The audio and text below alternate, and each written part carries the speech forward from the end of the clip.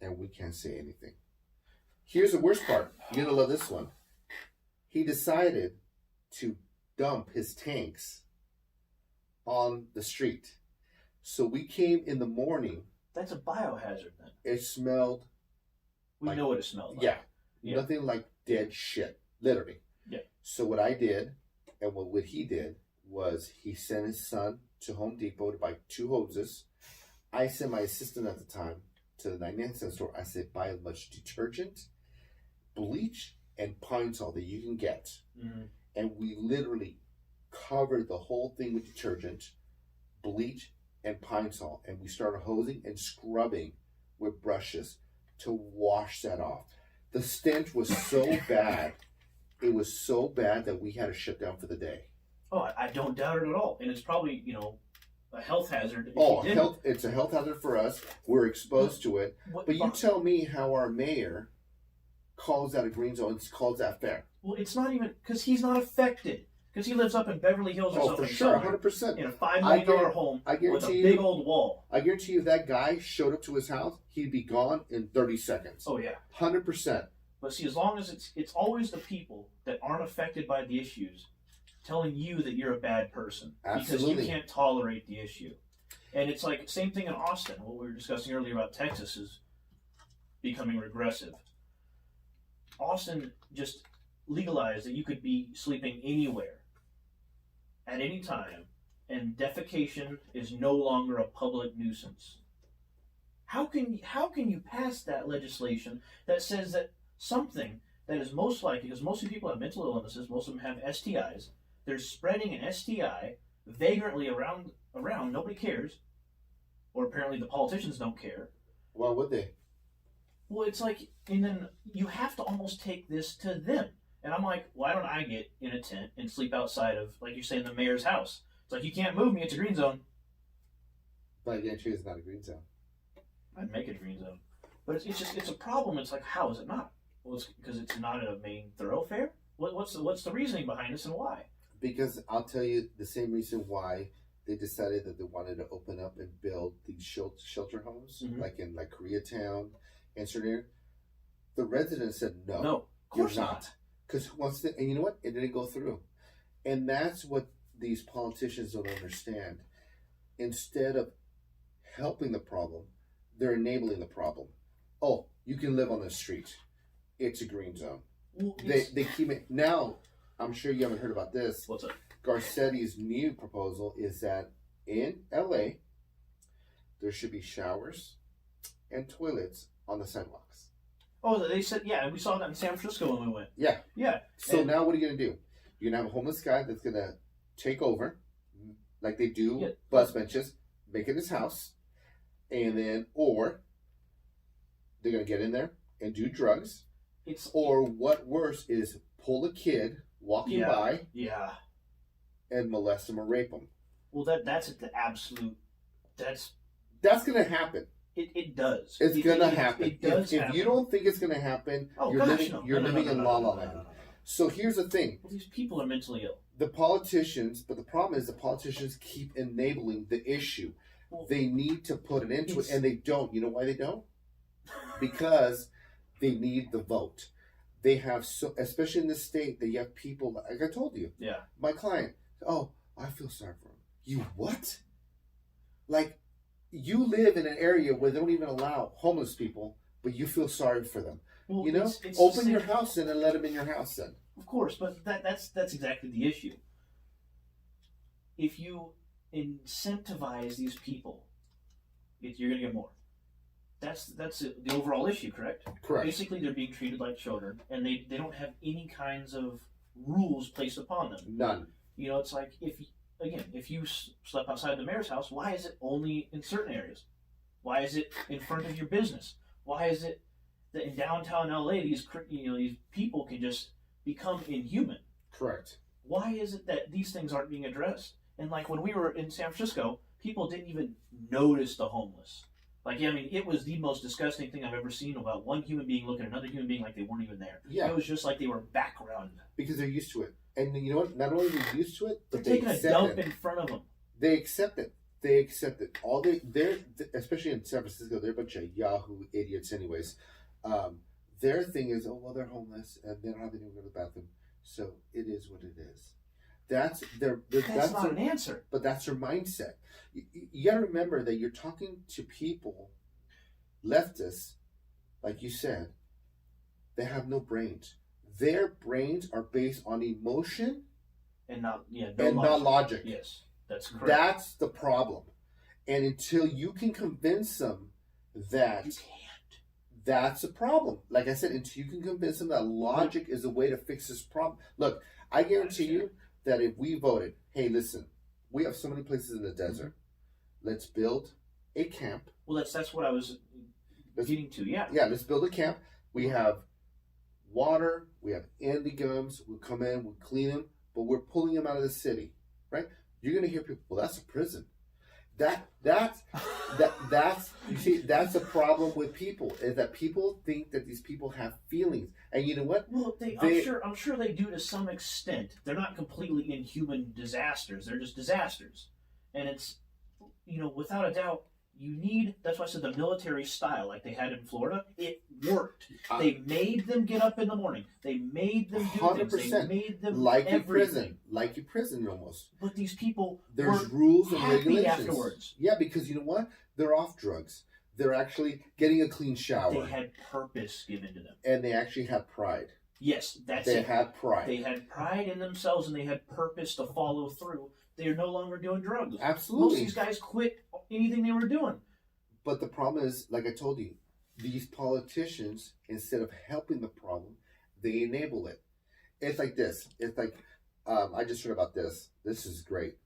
So they're trying to pass a law now that if I come and I killed your loved one, okay, I should be able to sit down with you face to face, say, hey, you know what, John, I'm sorry. Oh, I did hear about this. Yeah, I'm sorry, yeah, John.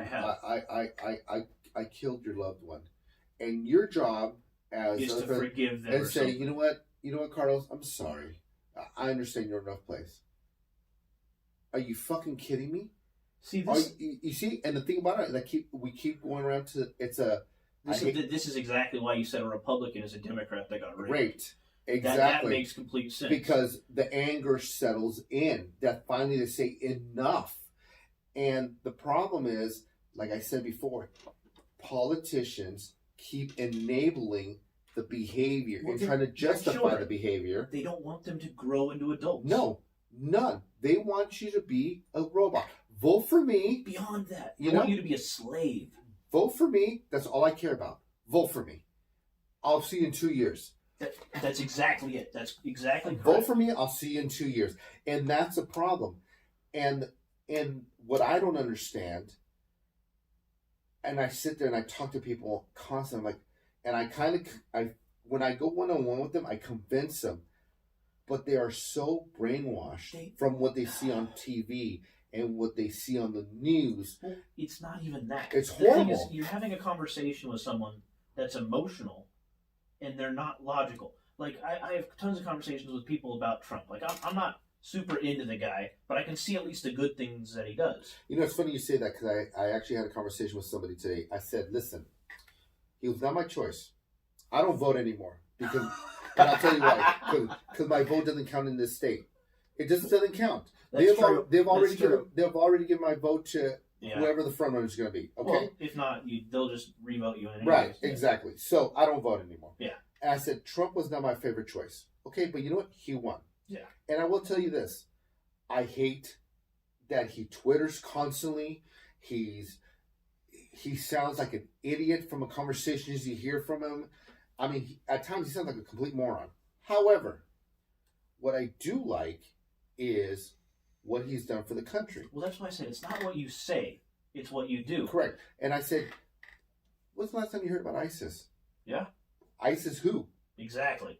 Well, the economy is doing better, and people, you see, the thing about it is, for Democrats and liberals and progressives, they cannot get over that their girl lost. Okay? It's even more than that. See, there's countless polls. There's only about 8% of these lunatics in the country. There really is a very small margin of these lunatics. The thing is, they're very organized and they're very loud.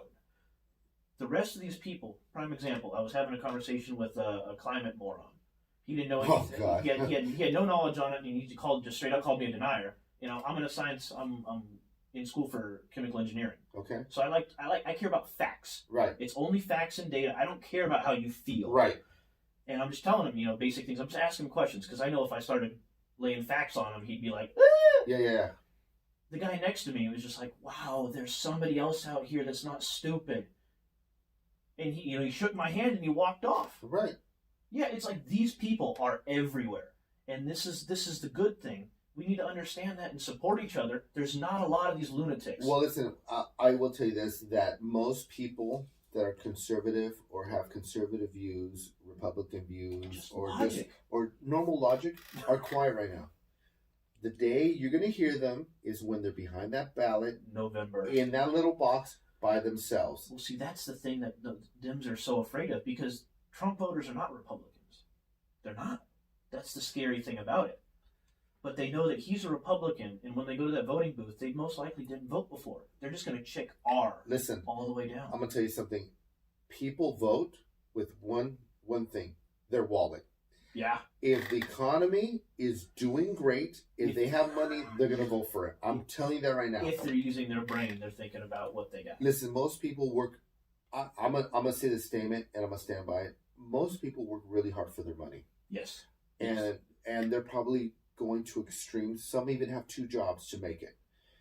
And then when they're kind of getting a little edge now, and they have a little funding, and they're making a little more money, their life's getting slightly better. They're gonna vote for the way things are going. Yes, precisely. If you look at our pattern of our presidents, there's only been 2 really that lost. One was Jimmy Carter, because he was horrible. Well, he's a living joke. Yeah, he was a disaster. He would ask his daughter in like divine intervention and tell the country about it. Come on, you're a joke. I mean, he was a complete idiot. He needed to go back to his peanut farm or whatever the hell he had. And the other one was, you know about that. Yeah. And the other one, I'm a big history buff. Yeah. Especially with politics. And then the other one was Bush Sr. His problem was, a lot of problems. Yeah, but the main 3 that killed him was read my lips, I will not raise taxes. One world order. Raise taxes. The other one was he had Saddam on the run, pulled back. And the third one was when they're having the debates and he's looking at his clock, his watch. Like, I don't have time for this. Yeah. That doomed him. Well, that utterly destroyed him, because he had the issue of believing that he was above others. And I think this is the problem with a lot of politicians. Like, you look at all these guys that have been there for in excess of 10 years, they truly do believe that they are better than everyone else. And that listen, when you become the president of the United States, you're going to have an ego. I'm sorry. You had an ego before that. You can't. Yeah, go but there. that I'm just talking about just just added to the ego. Some Joe Schmo lawyer turd that came out of an Ivy League school that he was, inadequate for, but his parents had money. They pushed him in there, and now he's a senator somewhere. You got nothing. Yeah, I mean, listen, nothing. It just feeds the ego. But what I'm saying is, going back to what I was saying, our history shows that things have to be really bad for a president to be eliminated after the first term. Yes, it's not going to happen. Obama was so bad, so bad. Like realistically, if you look at Obama, like how did he even get voted? Okay, but he got voted from identity politics. He sold it well. No, he sold it well. He was a great salesman. The guy should be selling used cars right now. He's a great sales rep. Well, his oration skills are divine. Right. Like, hands down. So our history shows that they don't like change. Change. You like that? So Trump's going to go another 4 years. I'm telling you right now. And for people that don't understand this, and this is the part that's really interesting, when Democrat millionaires come out and say, if you make Elizabeth Warren your nominee, we are not donating money and we're voting for Trump. You know why? Because it's funny. When finally somebody's getting close to touching your money, oh, no. No, that does bring up. But see, when you're making $60,000 a year, it's not gonna pull you too much in any direction, and that's a lot of these liberals. A lot of the liberals, they're teachers, they're basic, government workers, and they don't have a concept of how someone on the outside actually works. Listen, don't get me started with teachers, because teachers are horrible. Well, Especially no, I'm just LUSD saying, teachers. oh, Oh my God. Well, LA Unified School District has like 10% of the people or the kids that read at grade level. So I know it's absolute garbage. These people don't know what they're doing, but they're not allowed to do it either because the teachers union destroys the ability for the teachers to be teachers. Well, listen, if we want to talk about LUSD, then we might as well just jump in on it. First of all, unions were great back in their heyday when they actually helped the worker instead of helping the government or the employer. Okay, we knew there was abuse, kids were working. We understand. And listen, I'm a sole proprietor, and I hate unions. I think unions took a turn that now they hurt the employer and the company to make. You tell me how you're an employee not doing your job, and I can't fire you because you're part of the union. Well, see, that's exactly the factor that I'm saying. Like in Chicago, if you don't have a union electrician on there, they'll shut down the job because no one can plug in any appliances. Correct. There's certain things where unions, again, like you said, in the trust busting days, they had their time. People were getting taken advantage of. They had their time. Group bargaining is effective. I can understand that. The fact of the matter now is you have a damn cell phone. You can take a picture of something wrong and you can prove it. Right. You don't need 10,000 people behind you while you're paying 20% of your paycheck in there so the unions can go vote for any given Democrat. So let me give you an example. I don't know if you know this, but you hear teachers, we don't get paid enough. We got these classrooms, blah, blah. But, like I told the teacher, I go, so let me understand something. I said, so you don't get paid enough, right? You tell me who retires and gets 90% of their pay when they retire. So either you get it up front or you get it at the end. Now you want it up front and at the end. Well, it doesn't work that way. I would love to get 90% of my income when I retire. Yeah. I'll be lucky if I get 35. Well, and see, you have to plan your entire way because you're paying for yourself. Correct. Most of these people, see, the frontal cortex is not very active in them. They don't plan their future. They live paycheck to paycheck, and they realize if the status quo changes, they are doomed. And another problem with that is that tenure. Well, tenure's just like most government problems. You look at these things, you can't fire someone. I was really happy about the changes they made to the VA, because what most people don't understand is the VA is basically socialized medicine. And what does it do? It sucks dick. The one thing about the VA, I have a buddy of mine, he's actually a physical therapist at the VA. And what he told me, and I actually interviewed some people that actually help vets get off homelessness, and they get, what was their name? They were called, God damn it. I'll try to remember. Chains or something like that. Yes, something like that. Anyways, great cause. Great people. We had a great interview. How can our soldiers that give up their life, their family, I mean, they're gone, they give everything they can, come out to what the VA gives them? Are you kidding me? It's even more than that. Look at this. You're a teacher for 40 years, right? You retire with 100% of your paycheck. A veteran gets his legs blown off, he gets 100% disability, right? No, I'm just saying. That's basically what will occur. He'll get approximately 100%. 90%. You hope. Yes. He makes less than $3,000 a month.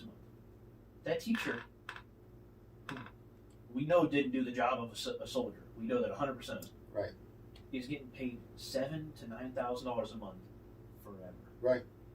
I think that is an abomination of just justice. Not only that, and these think people about it. Speak of nothing but justice. They're not getting, not only their pay, they got full medical, full dental. And it's not socialized. No. Garbage. No. They go to Kaiser, they go to whatever their choice is. The best of the best.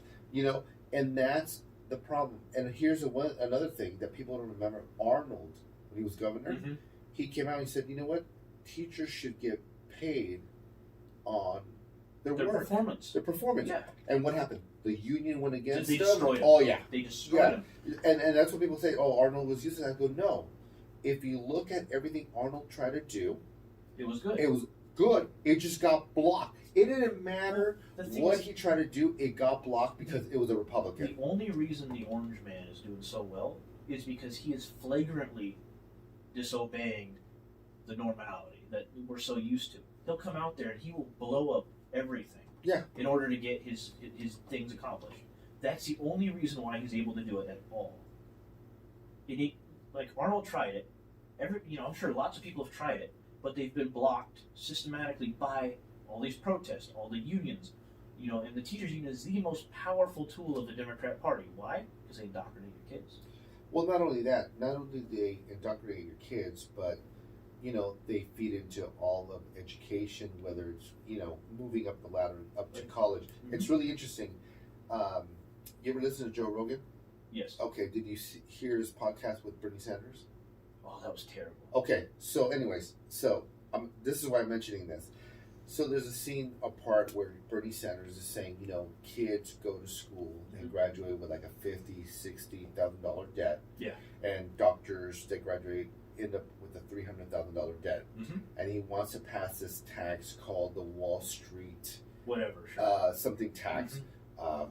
He wants to tax capital gains to like 70%. Right. Wall Street, right? Yeah. So he's like, it's like 1% of blah blah blah. He gives the math. It's always just 1%. Yeah. Yeah, sure. So basically, Bernie wants to tax everybody who has their 401ks, their long-term investments. He wants to tax you on your future.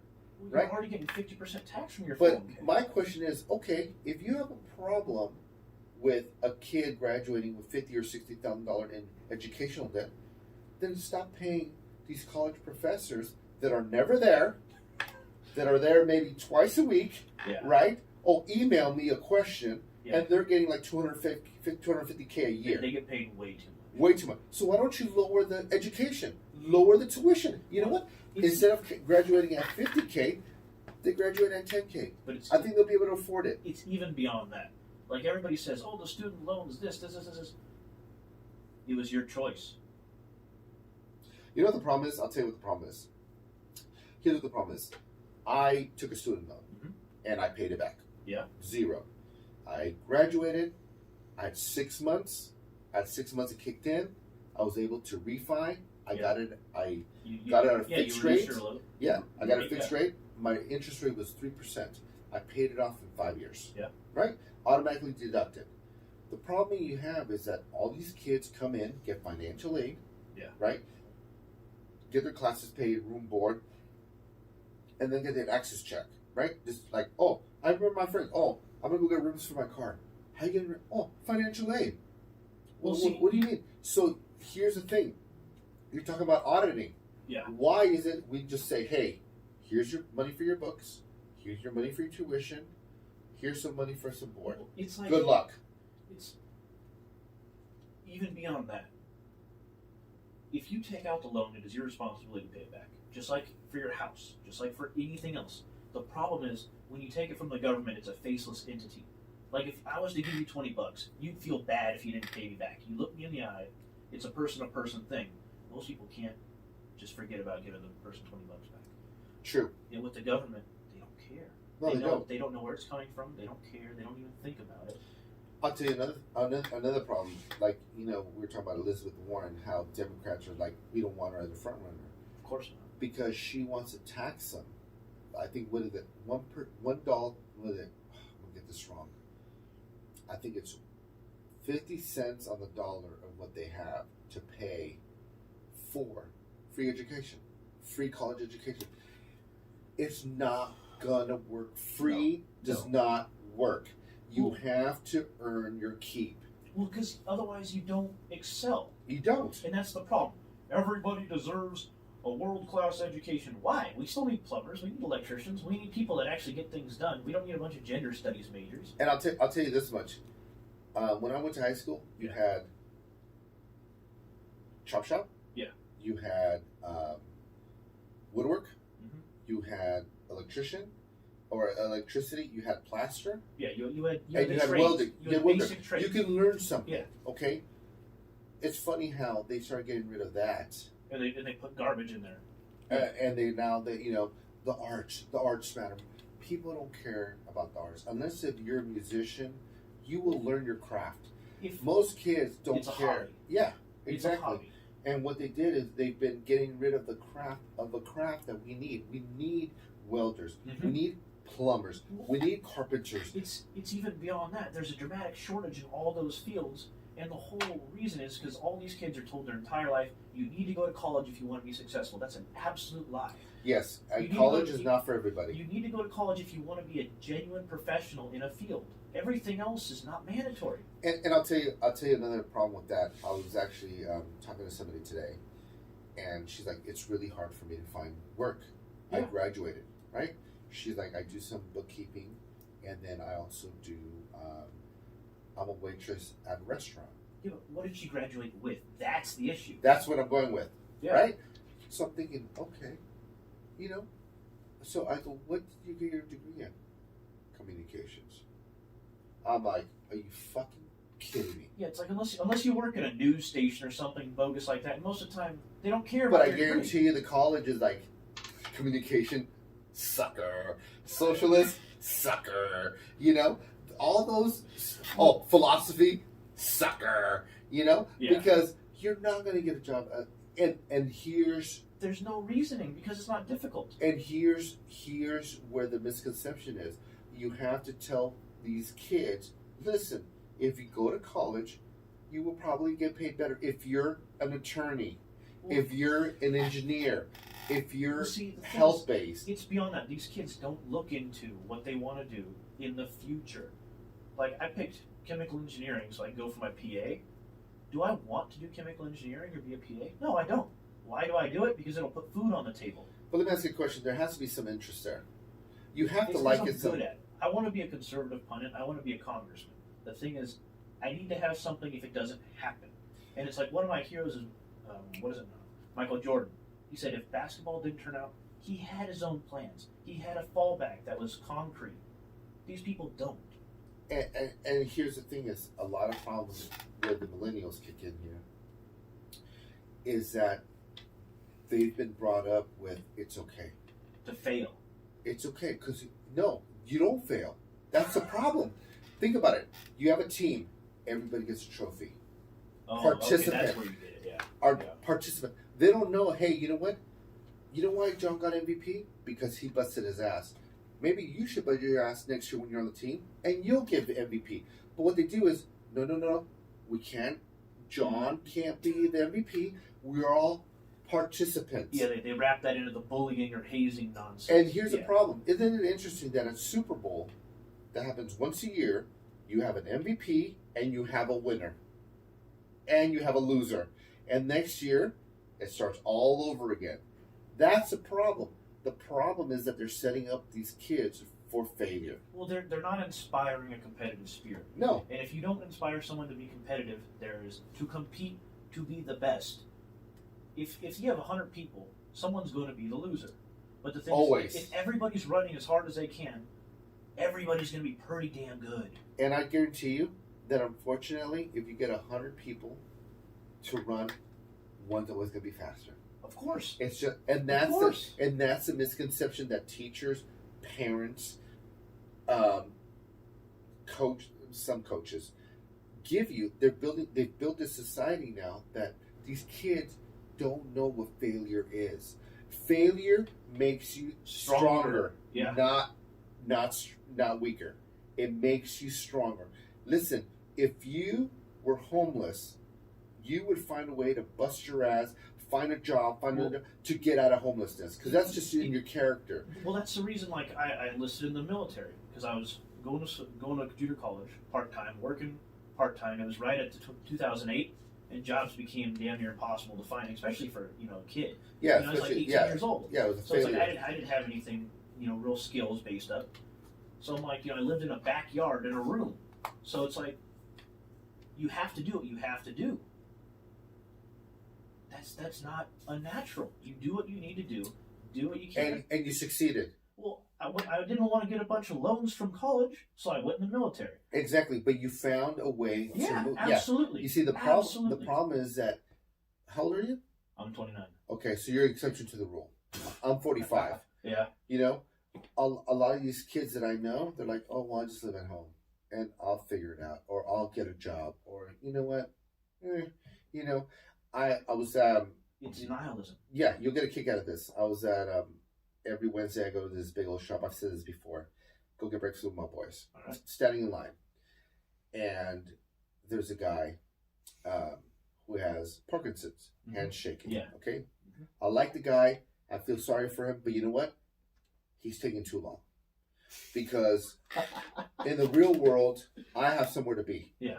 And as a business, he's actually being counterproductive. He's not being productive. Put him to wipe down the tables. Don't put him where he's sitting there having a hard time. Your business is getting hurt. It's even beyond that. He's going to understand that he's screwing up and he's making other people wait. Right. If he's conscientious at all. So, yeah. So here's where the story goes. So I'm standing in line and I'm like, oh, great. So the guy next to me goes, yeah, I told my wife I'm going to be here at least 30 minutes. And then we get onto the conversation. And he goes, he's like, what do you do on my own business? So we're just chit-chatting because we're in line for 30 minutes, right? You get nothing better. Right. Yeah. So we're talking and he goes to me, he goes, I have this guy, this kid. He walked up to me and goes, I want to know how you're going to praise me. What? And he goes, what do you mean praise you? And he goes, yeah. He goes, oh, by the way, I don't want any more money. I'm happy with what you pay me. But I want you to tell me that I'm doing a good job. I want you to tell me, keep up the good work. So they want constant, positive reinforcement. And what I told him was, you know what you should tell them? Your paycheck reflects your positive reinforcement. You do the job, you get paid more. But that's the problem in the society that we have, is that everybody's a winner. You did a good job.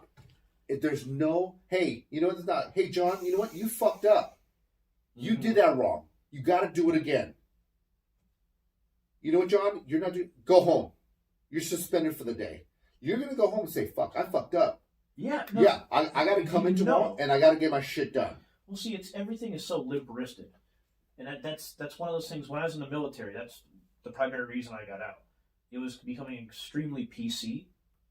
Whereas everything... It's PC everywhere. Well, I know, but the military, you cannot run a military with PC. It just does not work. You need to be able to tell someone to shut the fuck up, get things in order, otherwise people are going to die, and they can't do that anymore. But that's the problem, is that we're evolving into feelings. You see? That's feeling. Fuck your the feelings. Military doesn't have feelings. And it's not supposed to. Exactly. You do the job, you're done. How many movies have we seen? Yes, sir, no, sir. Done. Yeah. Right? The one that doesn't do the problem either ends up in the barracks or everybody beats the crap out of you. Yeah, exactly. Shut the fuck up, do your job. And that's a problem now because we have feelings. That's fine. Feelings matter. But you don't bring it's like, again, that's the thing I see about politics. They bring themselves to work. You're not supposed to. No. You go to work, you do your job, you do it to the best of the expectations provided to you, or written as such, and you go home, and then you're with your family, you're with your friends, but they're separated. They're entirely separate. It's funny you say that. I'm going to use this example before we have to cut it out. I used to have an employee, okay, and he came in